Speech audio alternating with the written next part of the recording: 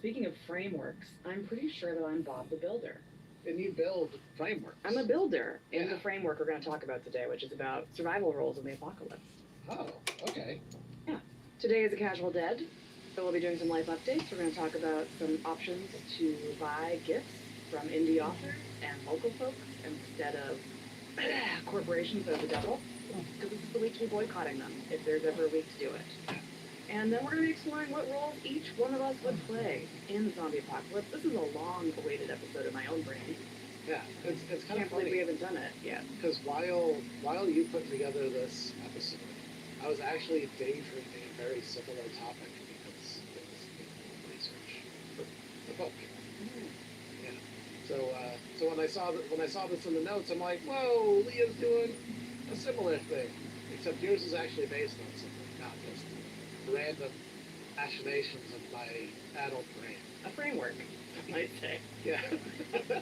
Some kind of thing that goes in a doorway. And the good news is that these roles are useful in zombie apocalypse, but they're also useful in resolution. They're useful in just being a great community member. Yeah.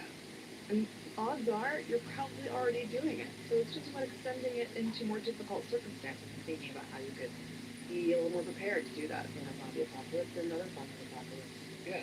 And let us know what framework you are. What framework they are? Yeah, what role they are in the framework. What framework? I am... Do you build frameworks indoors? Gosh. Are you a carpenter? I'm having a flashback to one of my bosses and they hate frameworks instead of frameworks. That either means something to you or means nothing to you. We'll move on. We release episodes every Sunday, so sub-doodle-doo. Yeah, I put that one. Yeah. Also, reviews are nice. Yeah. Reviews. 5 stars. Yeah, we got a really nice email recently, but I don't have permission to share it, so... But it was nice. It was really nice. Did you tell me about it? I did, but you probably forgot. Oh, I did. I'll tell you later. Leah, we have drones from the Horde, Leah. From the Facebook Horde. Yeah. What's Facebook like? I will say that there are people on there and they want to talk. They really and they want to talk to each other, and that's really cool. So I am re-embracing Facebook. No, our Zom besties out there have convinced me to come back to Facebook. Like, I gave up on Facebook like 2 years. Yeah, this is a big deal for Dan. I gave up on Facebook like maybe 5 years ago. I'm back. Zombie Book Club Podcast Zom Besties is our Facebook group, and I asked, in honor of the season of lots of food eating, what would you make for your own pantry for a holiday meal in the zombie apocalypse? Only non-perishable items allowed. For those of you who have listened to a lot of our interviews, you know this is sort of a spin-off of a question that we asked people who were on the show. And I got a lot of really good answers, some disgusting. Oh. Yeah. I, again, totally forgot to ask for permission, so I'm just going to read some of them. One person said, Pop-Tarts. It's all I'm legally permitted to cook. Apparently they have 72 different kinds in their cupboard. 70? 72. In one cupboard. In one cupboard. That's too many. That's how you prepare for the apocalypse. Pop-Tarts. You know what? I appreciate... Well, your blood sugar is low? I appreciate this prepper haul of only Pop-Tarts. Yeah, only Pop-Tarts. You know what? There's a small amount of vitamin C in each Pop-Tart. They're not going to get scurvy. Here's one that really grossed me out. Oh. Tuna, corn, and pasta casserole. I mean, I can see it. It's not something I want to eat, but... I feel like I used to eat tuna casserole at some point in my life, and I probably like them, but the idea of them just... It makes me think about, like, all the bad ones that I've had that are not, you know, they're, like, really soggy and fishy. I'm not really a fish fan. I'm a vegan now, but, like, I've never liked fish. I don't think I've ever had a tuna casserole. Yeah. But I did have, like, a period where I was obsessed with tuna sandwiches. I used to go to the corner grocery store that they, like, had pre-made sandwiches, and one of those things was a tuna sandwich. And it was so plain and basic, but I loved it. Huh. See, oddly enough, there was a tuna sandwich that I did love at this place called Baka, which was a Canadian place in downtown Toronto. And it was, if you think about it from a Canadian accent, it's Baka. Baka. I get it. I like that place. Let's go. They had really good tuna sandwiches where they put cranberry in it. Good. And I think it was like provolone cheese. Yeah, I can see that.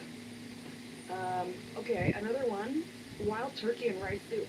That actually sounds edible. You know, I recall this one when I checked the Facebook, and Yeah. I know who it was, and I had to point out, I replied to that one, I had to point out that that sounds like a terrible combination. You cannot pour wild turkey bourbon into rice sauce. That is awful. And you should be ashamed of yourself. Knowing the person, I'm going to just say it's Lori Calcaterra of Path Hill Rider fame. She's been on the show so much, I feel like she'll forgive us for sharing that it was hers. And I'm pretty sure that if anybody has a pantry that's ready for the apocalypse, other than Sarah Lyons Summit, it's Lori Calcaterra. Here's another one that I was like actually excited about. Meatless chili. Yeah. Yeah. I have beans, chili mix, diced tomatoes, and tomato sauce already. That's perfect. Everybody should have that in their cupboard. Most of our non-perishable, like long shelf storage supplies for the apocalypse could only make chili or soup. Yeah, Chili or soup. Good veggie soup, a good lentil veggie soup. If you don't add the taco seasoning, it's soup. If you do, it's chili. And that's our entire apocalypse plan.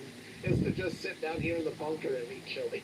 Yeah, and then we've got like a tuna theme happening: green beans, chili, pasta, and tuna anything. I don't know what those things like together. Yeah, I think that kind of makes the tuna casserole. Yeah, and then last but not least, jellied cranberry. Sounds good. Yeah, the kind that comes in the can. Yeah, but shaped like the can. With red beans and rice. And I feel like it's one of those ones that sounds kind of gross, but maybe it would be really. I love red beans and rice. Yeah. As somebody who has recently mixed cranberry sauce in stuffing, because yesterday was what we are referring to as giving meal. Yeah. That's what we celebrate, is giving meal. Yeah, it was an excellent combination, so I can see how that would also be comparable. I don't know what to say about the giving meal. Short answer, I call it the day. I wished a lot of people happy, yummy food day that was established to create a false narrative about this country and was actually about mass genocide of indigenous people day. Yeah. That sometimes being ignorant and white, like it was really nice. I'm gonna be honest. Yeah. Obviously, I think it's better that we know. But it feels a little bit like everybody's around you, walking around being like, this is a great day. And I'm like, no, it's not about to ruin your day. Your history. I remember learning about all of that, like, in grade school. Oh, the Native Americans came and they had a big feast and they were friends. And I knew what happened after. Because, I watched Westerns. I knew that it didn't go well after that. And I'm just like, how long were they friends? I don't have a lot of time. I'm always creative, launching games, etc. College comes so vampire hunter and main culture book. They have a magical diary, first word, trauma, and nothing will change. Here's the thing. I can draw like now. Storyboard is like stick figures by weekend. So my artist, we take like first tools from them friends and then the artist and that actually we just want to kickstart on the art for the people. So back to comics, help on the artist and we talk about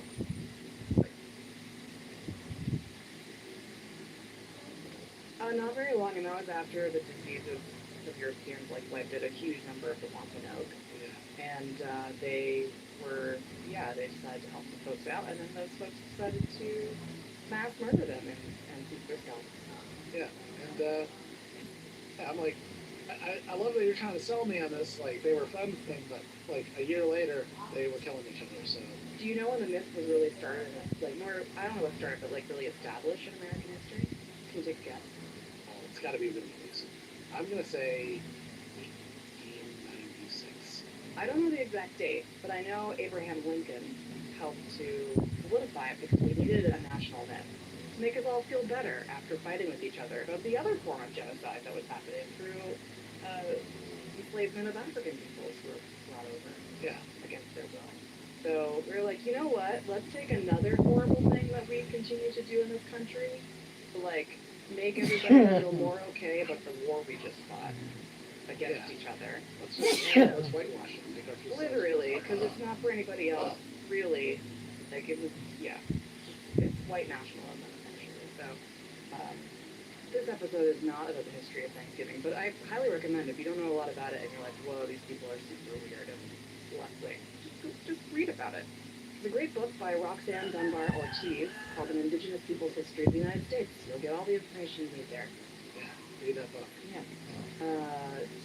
One might say there's zombies in it called white people. Yeah, so it's a zombie book. Yeah, basically. Yeah. Speaking of other things that happen this time of year, we all know that everybody's frantically buying stuff for their loved ones. Yeah. Today is Black Friday. Yeah. I was going to go to the store and get wood pellets for our stove, and then I pulled into the parking lot, and I was like, hell no, not doing that. Also, I kind of forgot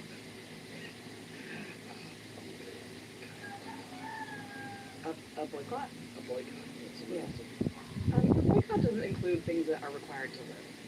You know, like if you need to get food, you get food. If you need to get fuel to keep our house warm so we don't freeze, which is pellets. No, we freeze, Leah. That's how we make the corporations pay, by our own suffering. But the real test is like withstanding the bombardment of ads for things that normally cost a lot more and suddenly don't. I have gotten so many texts today from things I've signed up for to get 20% off at some point in my life. And it's really hard to say no. We are trained, I am trained to consume.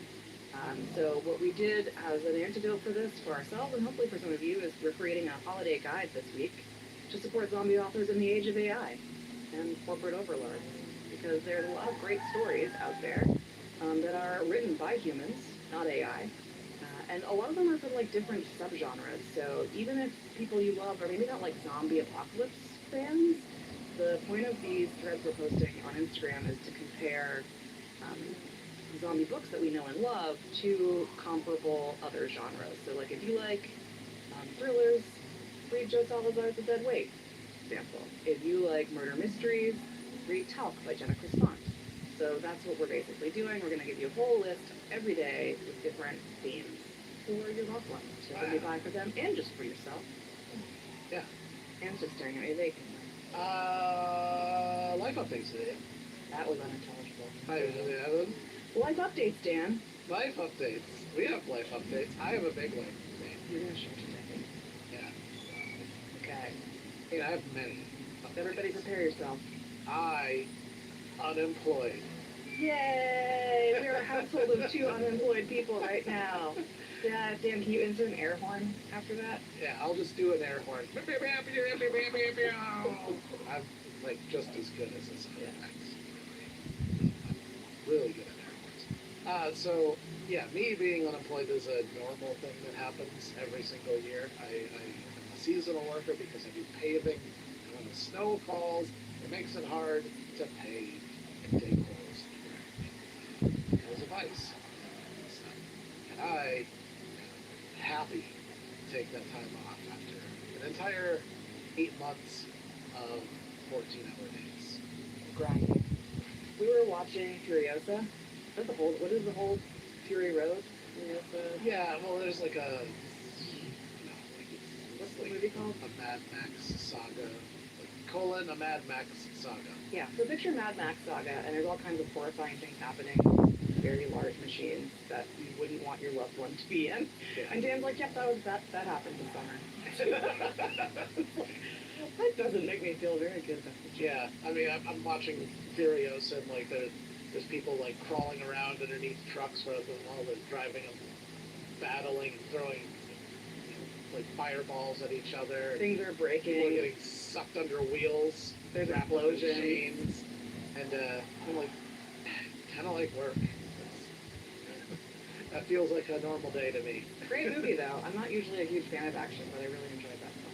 Yeah, it was a great time. If you haven't watched Furious, especially if you like being the Mad Max movie, it really gives a lot of that world building context to all of the things. Like that's what I found really satisfying about it. It's just seeing all of these like little these fortresses, the warlords battling amongst each other. I have other good news too. I don't know.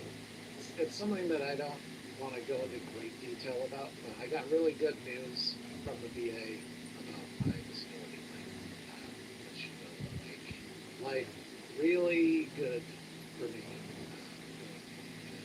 Yeah, that's all I'm going to say about that. Things are good.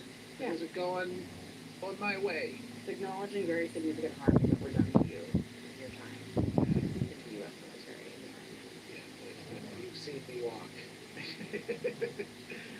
You know, I ain't right. I mean, it's the other of us walk. Leah, do you have any updates? Yeah, I did my first full-on craft fair where nobody came. It was poorly attended, and all of the vendors left early. So I did too. I did cover my costs, and I did get some practice of like setup. And we've got our next one coming up, so that hopefully will do better. I've got a better idea around what really sells, which unsurprisingly in rural Vermont is drawings of farm animals. Go figure. It was interesting. The younger people, which there are not many in the state, liked the mandalas that I create and liked my mushroom creations, but the majority of people I'm selling to are 50 and over, and they sure love an alpaca drawing. That was like the number one. They just were like, yes, I want this alpaca, and I was like, great. You just got to become the alpaca art person now. You're just gonna churn it out like a factory. The two chickens together did well, you know. Yeah. Everybody loves the sheep, thinly forethought. Somebody asked me if I had a horse, and I realized I only had one horse drawing, and I was like, whoa, I need to draw more horses. So anyways, hoping to do well in the next one, but it's been fun to explore, and I feel like it's the kind of thing that I'll be ready for when it's done. Serious fair. And I also met some amazing people who may be listening to this, because one of them started listening to it. It was so slow, y'all. They were like, they put in their earbuds and started listening to our podcast, and then yelled, it was like, hey, is Dan finished his book yet? We were like, no. So that was really sweet, but also indicates the level of, that most things that were bought from me were bought by other vendors. But it was good. And job interviews, I'll just say I've been doing a few, so I feel like maybe something is coming down the pipe for me in January. Realistically, I don't know how much job hiring stuff's going to happen in December. I feel like the first 2 to 3 weeks max, there might be some movement. So we'll see. I mean, they might be looking to have your start date be like January 1st. Ew.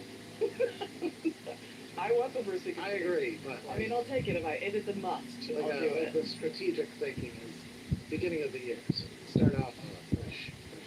Yeah, that'd be nice. I'm really enjoying being unemployed with Dan. They're pretty great. Yeah. Let's get into it. Let's talk about what your role would be in the zombie apocalypse. Yeah. What's my role, Leah? We're gonna find out. I actually started to make a quiz, but I didn't get that far. If y'all are interested, I can give you a quiz, and you can use it like a BuzzFeed quiz for me about which of these roles do you think that you would play in the zombie apocalypse. We are exploring Deepa Iyer's social change ecosystem framework, but through the world of The Walking Dead, because The Walking Dead, I think, is one of the most well-known zombie worlds. And so we're going to look at some different archetypes that are part of this social change ecosystem framework of different kinds of people that are going to need in the zombie apocalypse, our communities right now. And basically the framework maps out 10 different roles people play in ensuring collective survival and justice, from weavers, don't mean just basket weavers, to builders, to storytellers, healers, and disruptors. Well, I want to be a basket weaver. I mean, you could be. Yeah. And I think the point here to remember is that every single one of these roles we're going to talk about is essential. It's essential in movement, it's essential in community, it will definitely be essential in the zombie apocalypse. And I know for myself, sometimes I wish I was more of a disruptor, like get out there and my physical body on the line, but for a variety of reasons that hasn't been an option for me, mostly physically lately, like going to projects is hard for me to stand. So anyways, that's sometimes like, I want to do that, but that's not necessarily in my role. I can support other people doing that. So you want to get into it, Dan? Yeah, let's get into it. Hey, what is it? Well, let's think about it. If walkers showed up tomorrow, what role would you play? Would you be the one keeping people calm? Would you be building out the camp and the walls to block them out? Would you be helping keep the hope alive? Would you be taking a risky stand when everyone else is hesitating? We want to hear from you. Send us a voicemail, 614-699-0006. I want a voicemail. I love them so much. Tell us which archetype you think you are in the uprising and why. Let's get into it. And I think a lot of people are going to find that they've got a certain percentage of themselves in like all of these things. Yeah. But the key is to like point out the place where you really Yeah, like if it was a personality test, you're some mix of many of these things. So it's like, which ones do you think are dominant in your life right now? But also maybe like, which ones do you wish you were doing more? You feel like, hey, I could be good at that, and I just haven't given myself a chance to, but I want to. Yeah. So let's start with the first archetype, which is the weaver. The basket weaver? No. This is the definition from Deepa Iyer. We see the through lines of connectivity between people, places, organizations, ideas, and movements. So that role in the zombie apocalypse is about bringing survivor groups together, negotiating alliances, maintaining trust, helping communities collaborate rather than isolate. So kind of a different. Yeah, yeah. Like, who comes to mind for you when you think about that kind of person who brings people together in the zombie apocalypse? Oh, Maggie, for me. I was just gonna say that, but I kept on thinking Molly. Our friend Molly. Hi, Molly. Yeah. Well, also our friend Molly. But yeah. I mean, that's what Rick saw in Maggie, is that she had like something special in her that made her a great leader, and was her ability to reach across aisles and bring people together. Yeah, she was able to unite the hilltop, the kingdom, and what did they call it? Oh, Alexandria. So 2-3 communities. 2-3 communities. 2-3. Yeah, 6-7. Wah, wah. Good one, Leah. Great joke. But yeah, do you find yourself being the bridge builder? Are you really good at helping resolve the immediate conflict between people? Yeah. It's not always an easy role, but it's an important one. You've also got a character example here, Yeah. Glenn, which I didn't think of immediately, but I think it's accurate. Because Glenn was like a bridge builder in a way. You didn't see it as much, but he was the person that found Rick and brought Rick into air camp. That's true. He went out of his way to do it. He helped build the bridge with the farm, Yeah. and that's why we have Maggie in the later seasons. Yeah. Marshall, other daughter whose name I don't remember, but dies. Yep. Yeah, and I think you're going to find a whole bunch of examples of this type of character. That's what I love about the Walking Dead. Is that like certain seasons, anyways, up to a certain number, they put a lot of thought into what types of roles people are playing. Yeah, and to make it more mundane, if you're like, I don't know if I'm doing that, because it's still like big examples. But you're the kind of person that like meets a person and thinks, oh my gosh, I should introduce them to this other person they would love each other, or they could collaborate. That's a weaver. And you see the connections and you see the potential of what can happen when more people work together than alone, and then you help facilitate those relationships. That's what it is. So I don't think I'm a weaver. Like when you look at the visual graph that like has multiple points and has like a little graphic that shows like how much you are on one side and the other. Yeah. Mine is dead center in the middle. So you're not really a weaver. You're No, I avoid talking to people. Yeah, it's not me. That's not me.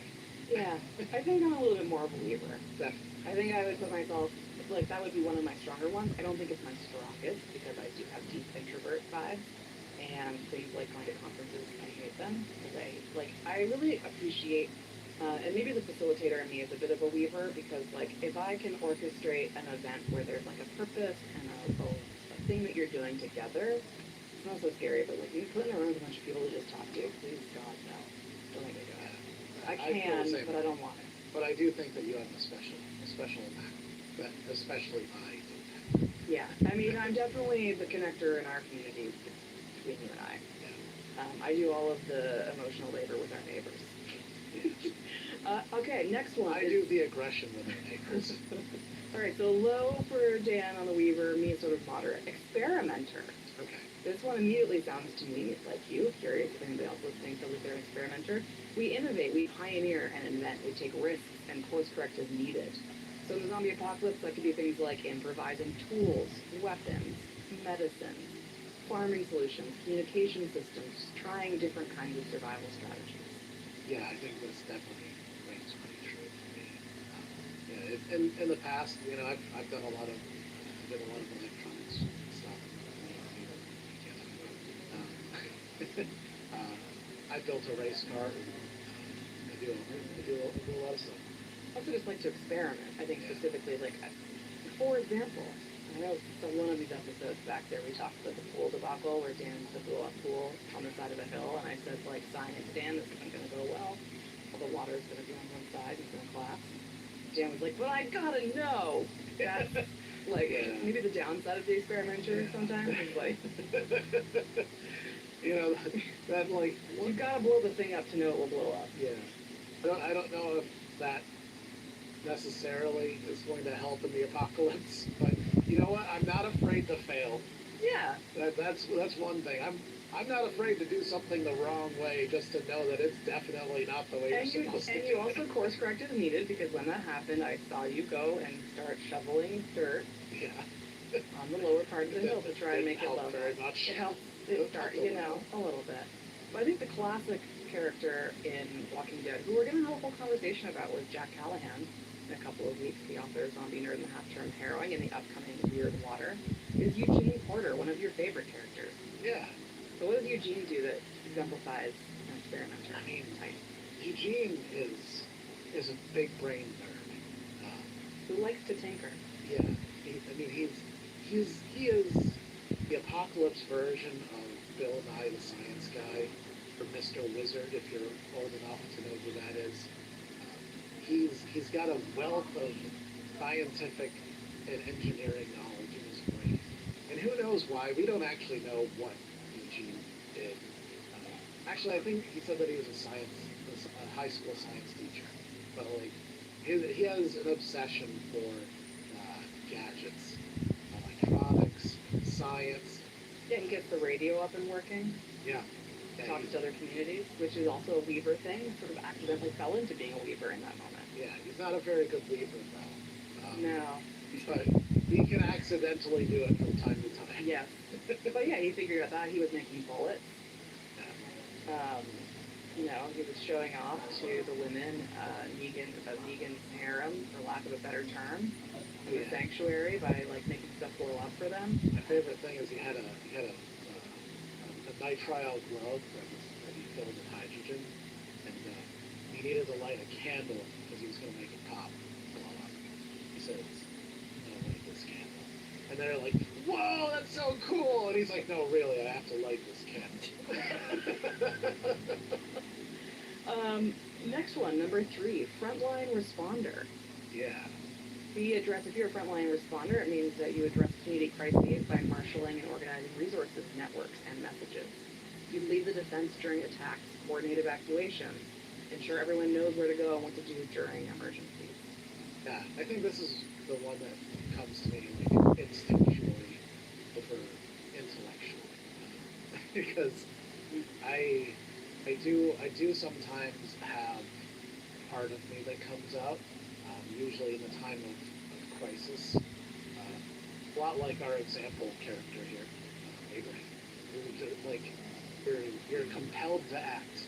Whether or not you want your feet to move or not, they start moving.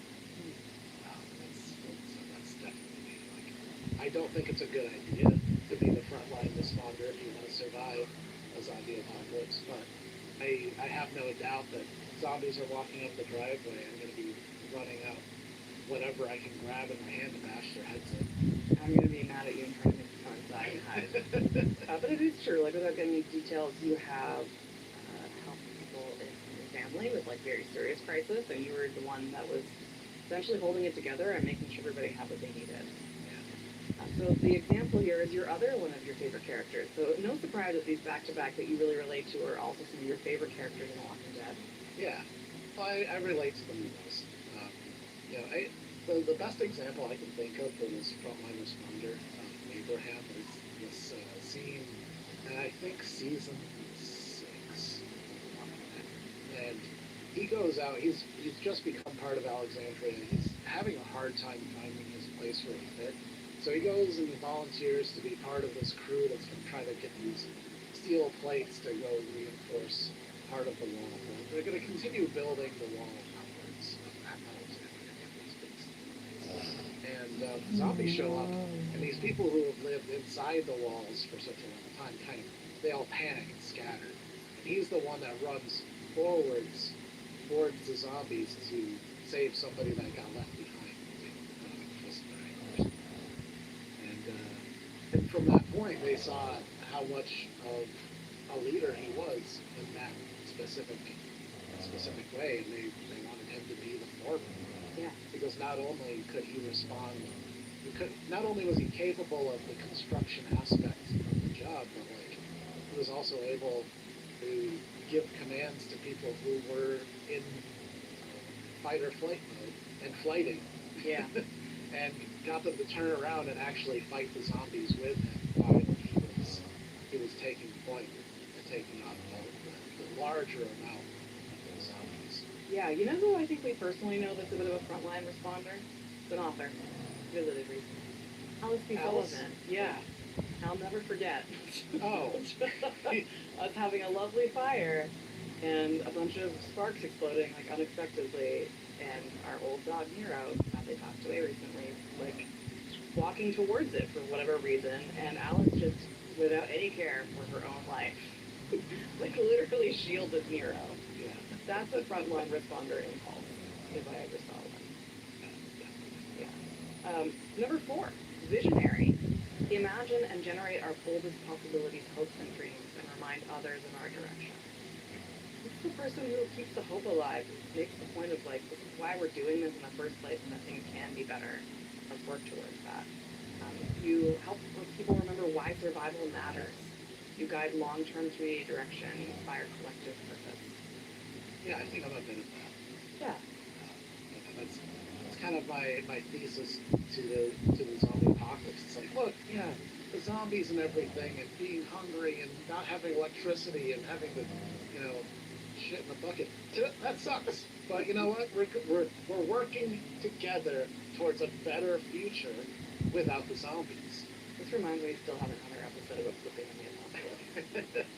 We'll call Sarah Lyons Morning. She definitely wants to talk about that. She does.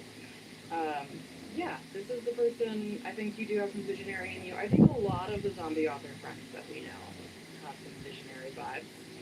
The storytellers. Yeah, the storytellers, but also the people who are like, hey, this is a better way. So, I'm trying to think of a more mundane version, but like somebody who's like out there, maybe you wanted to create a tool library. You get people excited about doing that. Then you help create it. I think like having a vision, a collective vision really matters, especially in this time when it's really easy to just be mad at the way that all of things suck, and it's really hard to imagine something different from what we have. And I really feel like the only way we're going to get out of this capitalist hellscape that we're a part of, racial capitalist hellscape that we're a part of, is to get to the root of it and imagine a different way of living, which is to destroy capitalism. So does this mean that because what I'm seeing is that the visionary is the hype man, and does that mean that Flavor Flav is a visionary? It's not just the hype man. It's kind of like a cheerleader role, which I don't know if everyone's sort of like that. We'll get there. It's more like they're providing a vision of what can be, rallying people behind it. So I don't know if Flavor Flav was doing that, or if he was just basically the next person that was like, yeah, that's a good idea. Ooh, the good idea guy. Yeah. Yeah. The supporter. But the visionary is like King Ezekiel, who absolutely decided to make a fantasy world called the Kingdom, where he was the king and had a pet tiger. If you've not seen this part of The Walking Dead, this is why you should. Yeah. There's a tiger. A lot of people have criticized that part of this story, but I think it actually makes sense that he makes the kingdom, and their whole process for getting through the zombie apocalypse is just by imagining the world to be something a little bit more magical. Yeah. Where they have a king. The king has a tiger. Everyone kind of they refer themselves as knights and warriors, and they wear motocross here, but they're like, this is our armor. Yeah. Sure, this is for a BMX bike. Yeah. This is so that somebody bought this originally so that they could fall off their bike and not get hurt. But I'm going to use it to fight zombies, and it's called armor, and I'm a knight, and that's the king, and that's the king's tiger over there. Do you think Rick's a visionary? Yeah.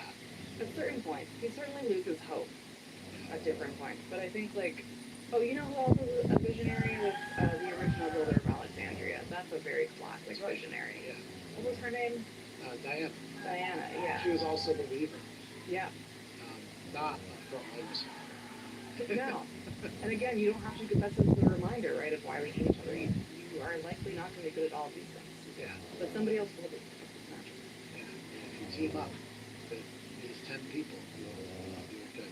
But yeah, some politicians can be really visionary, and they're the ones that people are inspired to follow. Diana was I think she was a governor or I think she was a senator. senator. Or a Yeah. congressperson. And so she was able to use that same thing of saying, we could build something here. Yeah. Let's do it. I gotta also give credit to the governor Yeah. and Negan. Also visionaries, yeah. What they were envisioning, good example of how these could be for good or bad. Yeah. Well, the governor gave a vision of something that was good. It's just that he was doing things behind the scenes that were bad. Sure sounds like a lot of politicians. It sure does. Yeah. I think that's a really good point. I mean, you know who else are visionaries? Is cult leaders. Yeah. Uh, Fair point. yeah. So I hope that those of you who are listening who are visionaries are not that kind of visionary. You know, you're helping us create a better world. This archetype is the one that I feel like is solidly one of my stronger ones, which is a builder. Yeah, because you're Bob the Builder. Bob the Builder. We develop, organize, and implement ideas, practices, people, and resources in service of a collective vision. This definitely feels like me because I get excited when I hear other people's vision, and like I think most of my vision of the world that I'm excited about creating has come from other visionaries that I've listened to and been like, yes, I'm in. But I like to make the systems and the processes and the things that actually make it happen. Like I'm the person that if you give me a wild idea, if you want, we can sit down together and make a 5-point action plan to get it done and incorporate some self-accountability processes so you don't just procrastinate and not do it. That's who I am. Yeah, I did that once. Yeah, but you still didn't do I it. didn't do it. Procrastinated. Well, I can't. I'm not a magician. Roll the zombie apocalypse. You'd be the person that's like creating the settlement. You're organizing guard shifts, food systems, governance roles, creating shared routines. Like I'd absolutely be the person that's like helping create systems that make the community work. Yeah, I'm better at showing up for guard shift. I'm like, if there wasn't anybody else, I could do those things. Yeah, you need to be assigned. But I'm better at just showing up. That's kind of how I am at work. It's like they keep on wanting me to take a more leadership role because I've been there longer than almost everyone. And I'm like, no, I just want to drive the truck. I don't want this responsibility. Yeah. Give that the responsibility to other people who are better at it. I think that's really good self-awareness. Yeah. I have Rick Grimes as a builder example actually here, but I'm wondering if there's better ones.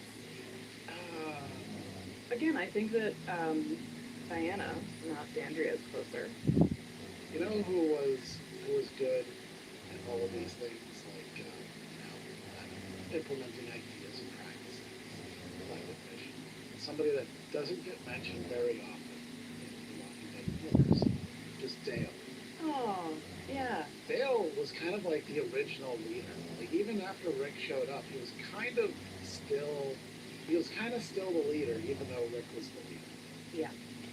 And he was wise.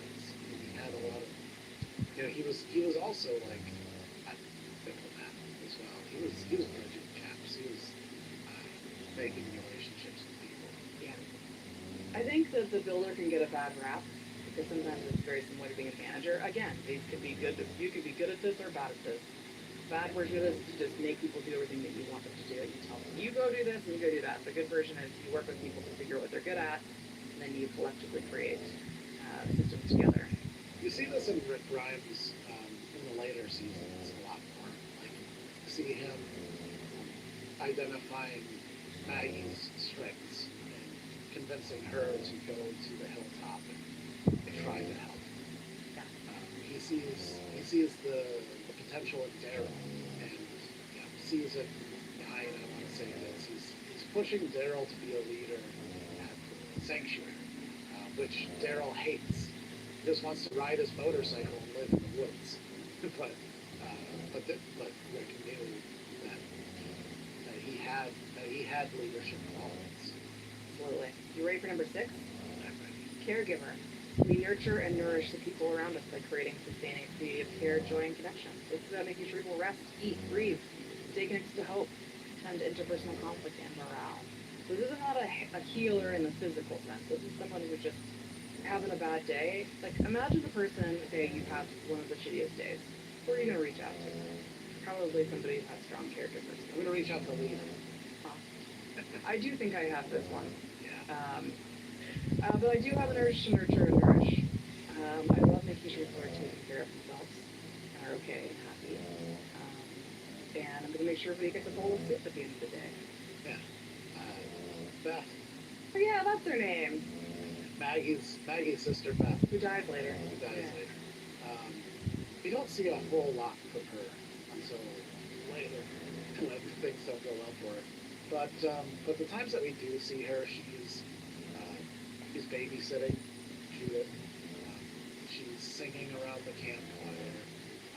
She's comforting people and encouraging them. Yeah, like Daryl especially. Yeah. And yeah, she's definitely the caregiver, giving care. You also see this from Herschel. Glenn is also a caregiver, I think. Yeah, say more about that. Glenn's always putting himself in danger for other people. Like, when people need something, he's like the go-getter. Is that more of a frontline responder? A little bit. It's like a combination of things. But the reason, like, he's doing it for someone. So, like, even if he's going on a run, like, when Lori, it's like, I need abortion pills. He's keeping that a secret. It's going to take him off mission, and it does cause a problem. Yeah. But he's doing that for Lori because he sees that Lori is in need of something. Also, you see that later on when he is with, I want to say his name's Nick, one of these shitheads from Alexandria, like greasy hair, and got somebody killed because he panicked, he didn't know what he was doing, he fucked everything up. He was a fuck up, he got Noah killed. And Noah could have been saved, but because he was too afraid and because he was too inexperienced, everything he ended up getting that guy killed. And Lem continued to want to save this person, because he saw what this guy was going through, and even though he knew that he couldn't trust him, that he needed to be punished for the things that he did that caused people to be injured or killed, he didn't want him to die. Yeah. And he went out of his way to make sure that he was okay enough to be able to get back and to get through. That's great. I really wish they never killed Glenn. But everybody wishes they never killed Glenn. Yeah. The next one is a healer. Recognize and tend for generational and current traumas caused by oppressive systems, institutions, policies, and practices. So, in the zombie apocalypse, that could look like providing medical care, leading rituals, counseling, tending to both physical and invisible wounds of loss and violence. So, an obvious one as a healer is Herschel Green. He's a doctor. Also, she's a veterinarian, right? That then ends up having to become a doctor. Herschel? No. Many seasons later in Alexandria, they kill her too, which upsets me. Oh. They're like the only lesbian couple. Yeah, I forget her name. She's an amazing actor. Yeah. Can't remember her name. We'll get back to that in a later episode. We'll just blurt it out in the middle of some episode. Some other episode. Anyways, she is a healer, and she has to stretch herself because she's, I think, only a vet. And then it's like, well, guess I'm learning how to do this with people now. I think she was a psychologist. Is that what it was? Yeah, she was something very unrelated to a medical doctor. Yeah, but she... Herschel was a veterinarian. Herschel was a veterinarian. A large who then- animal. Right, okay. So both of them were sort of like peripheral, but had that healer instinct, and so stretched themselves to believe that. The man that... What's his name again? Carl? Carl. Yeah, the man that Carl finds in the woods and brings back as a doctor. Right, yeah. His name I also... Yeah. But there's a lot of examples of the classic physical healer. Not hard to think about. Like, are you a nurse, a doctor? Do you have background? Like, again, bringing up shout out to Alice for their ability to do therapy, physical therapy with horses. A lot of that will be transferable to humans. And I can absolutely see them doing those things in the zombie Alice apocalypse. also just has all the well-proven medical knowledge. Yeah, super useful human being. Beyond just being a great one. On the other side of it, we have Judith Grimes, who is also a healer and somebody who I think is actively trying to mend trauma and guide a better path forward. You know, she reminds survivors to choose compassion over and over again. Negan being the most obvious example of that. And you know who was the guiding force for Judith to want to choose compassion? Who? Carl's dying words